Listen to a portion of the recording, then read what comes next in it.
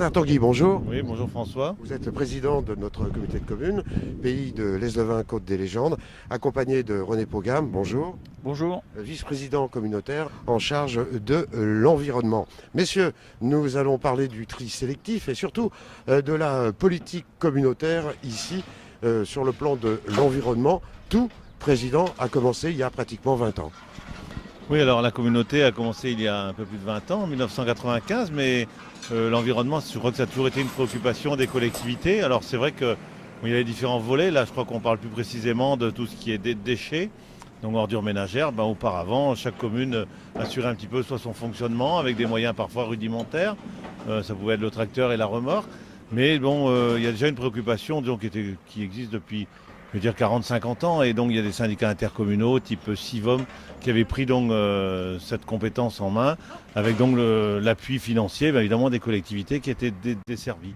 Et ce n'est qu'à la création de la communauté de communes que ces syndicats intercommunaux ont intégré la communauté de communes et ont disparu.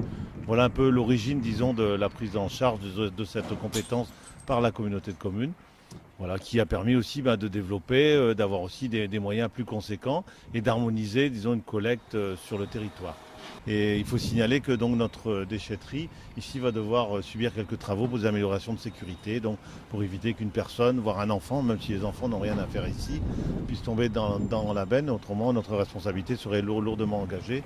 Donc voilà. Et puis on peut s'apercevoir, puisque nous sommes sur le site, que les véhicules, c'est en permanence. C'est pas parce que ce sont les vacances, c'est comme ça tous les jours. Et le samedi, c'est encore plus intense. Donc, Bernard Tanguy, parlez-moi de l'évolution du tri sélectif, surtout il y a ces 3 dernières années.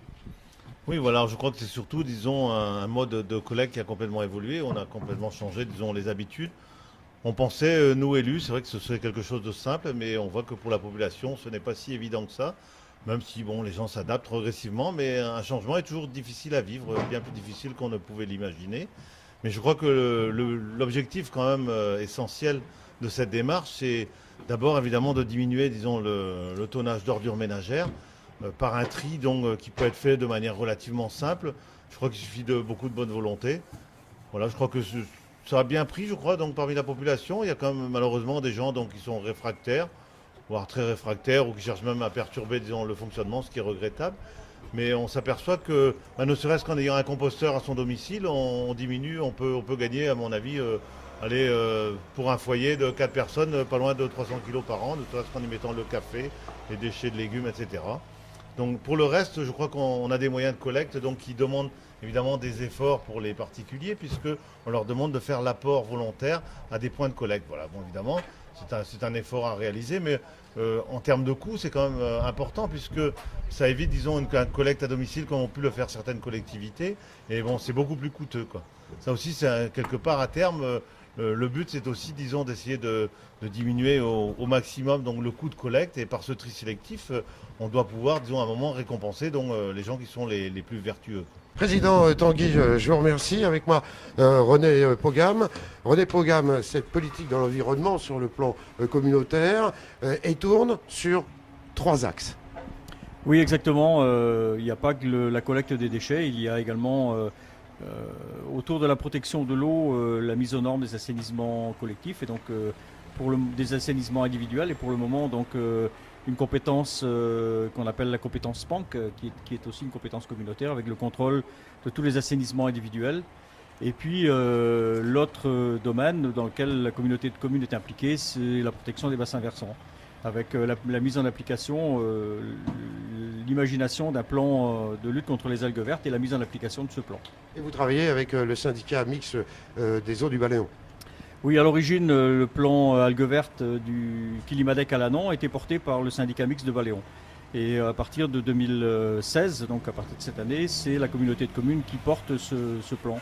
Et donc, évidemment, on continue à travailler en bonne intelligence avec le syndicat mixte qui a, dans beaucoup de domaines, des compétences qui nous sont très utiles. Alors, le tri sélectif, la déchetterie, c'est une compétence très importante. C'est une compétence importante par l'incidence financière qu'elle peut avoir sur les usagers.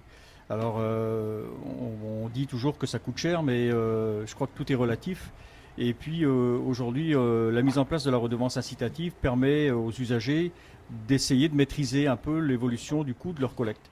c'est la seule redevance sur laquelle l'usager a un peu de pouvoir. Alors, on voit cette équipe de l'environnement, c'est tout un service, service aussi communautaire, les camions, la déchetterie, c'est une grosse machine.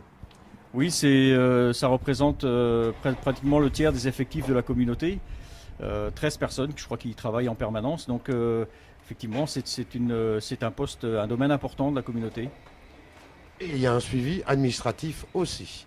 Oui, il y a bien sûr une bonne part de suivi administratif. Il y a toute la partie facturation, bien sûr, mais également toute la partie gestion des enlèvements, le suivi de tous ces déchets, les relations avec les centres de tri à Triglass, enfin, tout ça, ça fait partie du travail que doit assurer la partie administrative.